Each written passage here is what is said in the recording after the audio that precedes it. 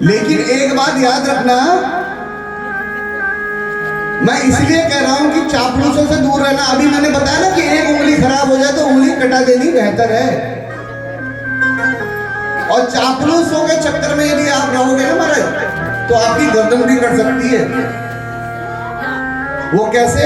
एक राजा था ना, राजा का एक मंत्री था। मंत्री इतना अच्छा था, इतना ईमानदार था ना, ध्यान से इस कथा को सुनना। मंत्री केवल सच्चाई बोलता था, और सच्चाई बोलने वाला किसी को जल्दी पसंद नहीं आता। एक दिन राजा की उंगली कट गई, राजा की उंगली कट गई। सभी मंत्री कहने लगे, अरे राजा जी बड़ा बुरा हुआ, भगवान को भी आप ही की उंगली मिली काटने के लिए, हम लोगों की काट लेते, ऐसा कर लेते। लेकिन उस आदमी ने इतना कहा कि भगवान जो करता है अच्छे के लिए करता है। अब राजा को बड़ी गुस्सा आई कि इसको मैं इतना मानता हूं और ये मेरी उंगली कटने में ऐसा बोल रहा। राजा ने उसको जेल में डलवा दिया महाराज। अब कुछ टाइम बाद राजा जंगल में शिकार करने गया, और राजा इस मंत्री के बिना कहीं नहीं जाता था, चाहे शिकार करने हो चाहे खाना खाने हो, साथ में ले जाता था इसको।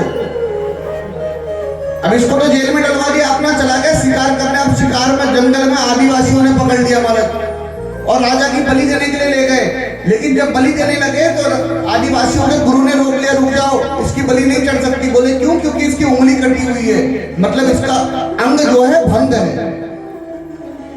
बलि ऐसे की दी जाती जो एकदम साबुत हो। अब राजा जब वापस अपने राज्य में आया, उसको बड़ा पछतावा हुआ महाराज। राजा ने बोला मेरी उंगली ना कटी होती तो आज मेरी गर्दन कट जाती। अब राजा ने उस मंत्री को जेल से निकलवाया। जेल से निकलवाने के बाद उससे बोला, भैया मुझे माफ कर दे, तूने तो मेरा भला सोचा लेकिन मैंने तुझे जेल में डाल दिया। तब भी उस आदमी ने एक ही बात बोली कि महाराज भगवान जो करता है अच्छे के लिए करता है। अब राजा का दिमाग खराब हो गया। बोले बताओ, मैंने तुझे जेल में डाल दिया, इसमें क्या अच्छा हो गया? बोले एक बात बताओ, तुम जहां जाते थे मुझे साथ में लेके जाते थे।